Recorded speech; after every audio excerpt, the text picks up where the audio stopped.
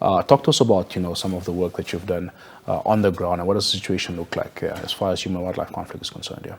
Well, none of my work is alone. So we have the master's and PhD by research programs. So most of the work is done by our postgraduate students that are in the field. One of the most important elements is looking at the movement of wildlife between different land uses. So Kunene, Etosha area is one of my study areas. And wildlife move across boundaries. They move between commercial farms, communal commercial areas, parks and neighboring areas as well. And what we're trying to do is understand what their movement ecology is and what is causing them to move in certain situations. So we have live location data for many elephants, giraffe, eland, kudu, lion, you name it, across the whole area. And this is all in collaboration with the Ministry of Environment, Forestry and Tourism as well. Often as a human-wildlife conflict mitigation, they would put collars onto, for example, elephants, and that provides an early warning system to communities, allows them to see where elephants are coming out of the parks to take them back. But they're sharing that information with us in terms of understanding what the causes of this conflict are. From where you stand right now and with the current situation at hand, where do you see human-wildlife conflict? In which direction are we headed here?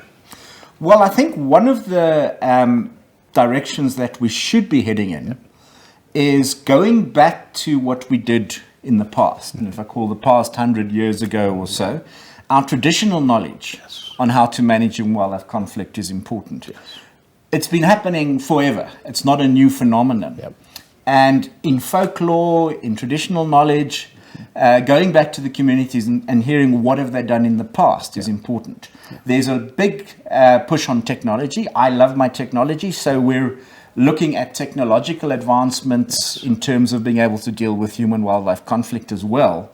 But I think the key lies in that traditional knowledge and finding out where are the methods that used to be there, and how can we... And they also don't cost money. We've got some of the poorest communities living out in these areas.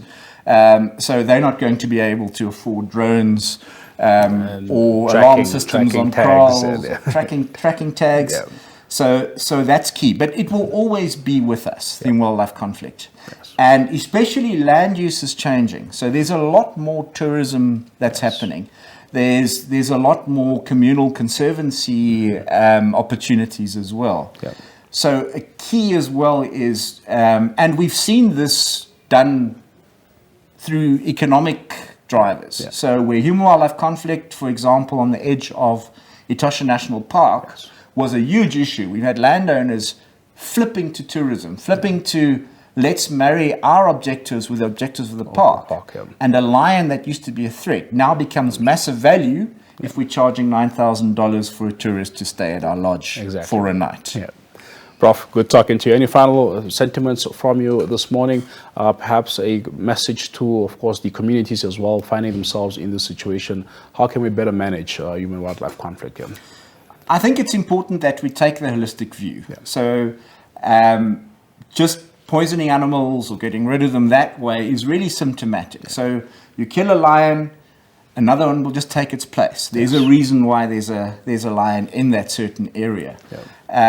And looking at preventative actions, I think, is important.